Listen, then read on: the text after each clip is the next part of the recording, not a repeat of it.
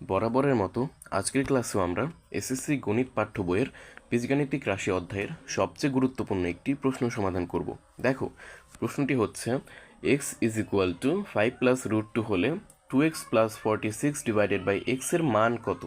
দেখো, এখানে তুমি চাইলেই কিন্তু এই রাশিটিতে সূত্র বসাতে পারবে না, আর যদি পারো তবুও কিন্তু অনেক কষ্টসাধ্য, ঠিক আছে। কিন্তু আমরা খুব সহজেই এই এক্স সমান 5 + √2 থেকে আমরা প্রমাণ করে ফেলবো, মানে আমরা মান বের করে ফেলবো, ঠিক আছে, এই রাশিটির। আশা করি বুঝতে পেরেছো। দেখো, এখানে আমাদের এক্স এর মান দেওয়া আছে, আমরা এখানে 1/x এর মান বের করে নেব। আচ্ছা, কেন বের করে নেব একটু বলি। এখানে 2x আছে, তাই না? দেখো, 2 কিন্তু x এর সঙ্গে গুণ আকারে আছে, আমরা এই x এর বদলে এই মানটা বসিয়ে দেব, ঠিক আছে। 2 × 5 + √2। আর 40x কিন্তু 1/x এর সঙ্গে গুণ আকারে আছে। দেখো, এখানে লব কিন্তু 46, ঠিক আছে। এই 46কে তুমি একটু সামনে নিয়ে আসো, ঠিক আছে। মানে এই যে প্লাসের পরে 46 লেখো, ফলে গুণ আকারে থাকবে 1/x, ঠিক আছে। 46কে তো সামনে আনলে তার মানে কি ওখানে 1 পরে থাকবে, তার মানে কি 1/x এর সঙ্গে 46টা গুণ আকারে আছে। আশা করি বুঝতে পেরেছো তুমি। এখন আমরা 1/x এর মান বের করে নেব, ফলে এখানে 1/x এর মান বের করে বসিয়ে দেব, ঠিক আছে। ফলে 46 ইন্টু ওই 1/x এর মান গুণ করে দেব, ফলে যোগ করে দেব, ক্যালকুলেশন করব, আমরা 2x + 46 ডিভাইডেড বাই x এর মান পেয়ে যাব, ঠিক আছে। আশা করি বুঝতে পারছো।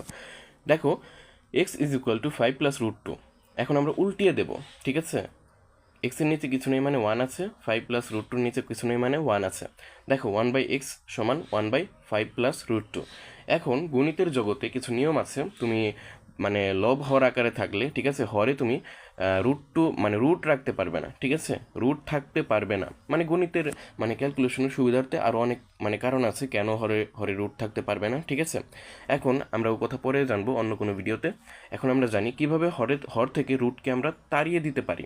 দেখো, হরে রুট মানে 5 + √2 আছে, এটাকে আমরা একদম ভ্যানিশ করে ফেলবো। দেখো, হরে রুট মানে রুট আছে, তাই না? এখন হর থেকে রুট সরাতে হলে হরে যে রাশিটি আছে তার বিপরীত রাশি দিয়ে আমরা লব এবং হরকে গুণ করে দেব। দেখো, হরে আছে 5 + √2, তার মানে অবশ্যই 5 - √2 হবে বিপরীত রাশি, তাই না? দেখো, 5 - √2 দিয়ে আমরা লবে গুণ করে দিয়েছি, লবে হয়েছে 5 - √2, আর হরে তো 5 - √2। এখন দেখো তো, এখানে কিন্তু 5 + √2, 5 - √2, a + b into a - b এর সূত্র বসেছে, তাই না? মানে সূত্র হয়ে গেছে।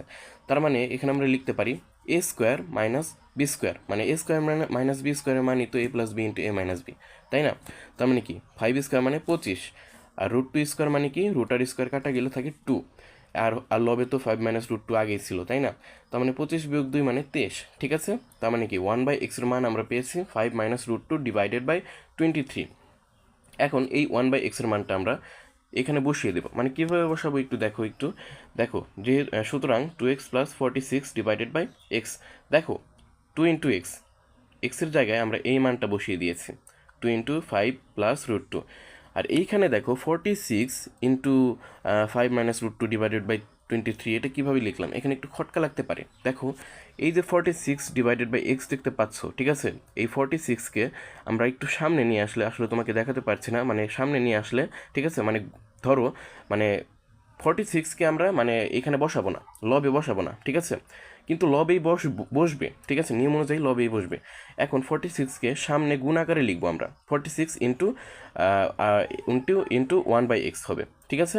1/x কেন হবে? 46কে তো তুমি সামনে গুণ আকারে লিখেই দিলে, নিয়ম অনুযায়ী এই 46 কিন্তু এই লবেই বসে যাবে, ঠিক আছে। আশা করি এই নিয়মটা তোমরা বোঝো, ঠিক আছে। আশা করি বুঝতে পেরেছো।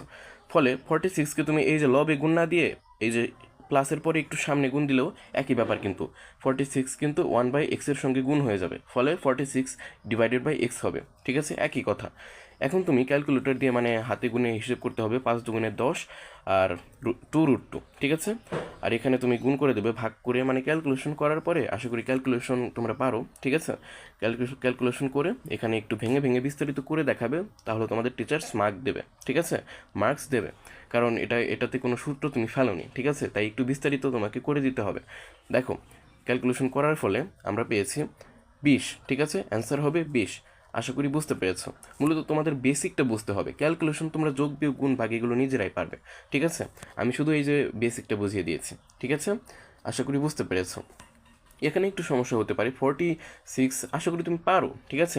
কোনো কিছুর কোনো কিছুর 1/, কোনো কিছু, ঠিক আছে, ধরো 1/, কোনো কিছু আছে, তার সামনে যদি 46 বা কোনো কিছু দিয়ে গুণ করো, তাহলে সেই সংখ্যাটা লবে যাবে, ঠিক আছে। আশা করি বুঝতে পেরেছো। আজকের মতো এখানেই বিদায় নিচ্ছি, দেখা হচ্ছে অন্য কোনো ভিডিওতে। ততক্ষণ ভালো থেকো, সুস্থ থেকো। আসসালামু আলাইকুম সবাইকে।